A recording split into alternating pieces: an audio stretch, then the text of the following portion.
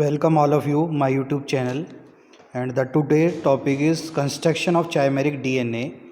Chimeric DNA molecules are produced by inserting a foreign DNA segment into the DNA molecules of a vector. These chimeric DNA molecules are the means of the cloning gene or other small DNA sequence of the construction chimeric DNA.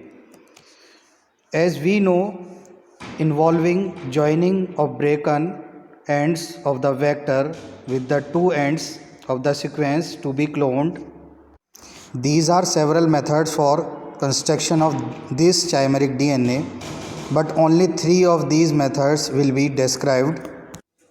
First is palindromes and staggered end. Second is adding poly DA at 3 primer ends of the vector and poly DT at 3 primer ends of the DNA clone. Third one is blunt end ligation by T4 DNA ligase. Use oligotides linkers. The first method is palindromes and staggered cleavage.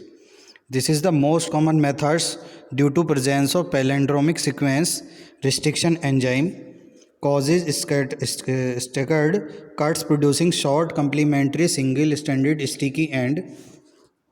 This can be illustrated using the example of restriction enzyme EcoRI first. When the another DNA molecules is similarly cut by the same enzyme, similar sticky ends having same sequences in the single standard ends will be produced, so that when it is mixed with the previous molecules similarly treated, the two will aniline producing a chimeric DNA. Second method is adding poly DA at 3 primer ends of the vector and poly DT at 3 primer ends of the DNA clone.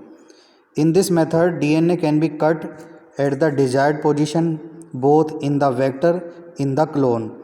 Without staggered cleavage using precursor DATP, poly DA is added at the both the 3 primer cuts end of the vector with the help of enzyme terminal transferase. Similarly, using precursor DTTP, poly DT is added both the 3 primer cuts end of the DNA sequences to be cloned. The vector and clone can be joined by the annealing poly DA with poly DT tails and the lightening them using DNA ligase.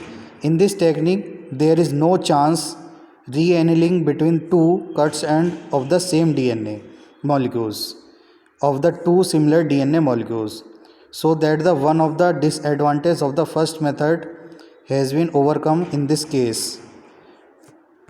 Third method is blunt end ligation by T4 DNA ligase.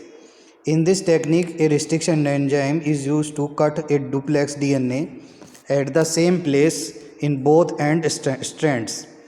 The broken ends are then used for joining with the two ends of another DNA molecules, irrespective of the sequence present at the broken ends of the two DNA molecules.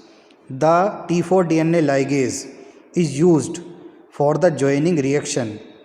The disadvantage of this technique is that two broken ends may join, including those belonging to the same DNA molecules. This leads to production of variety of products, and one will have no select desired position from the mix of products. Thank you very much.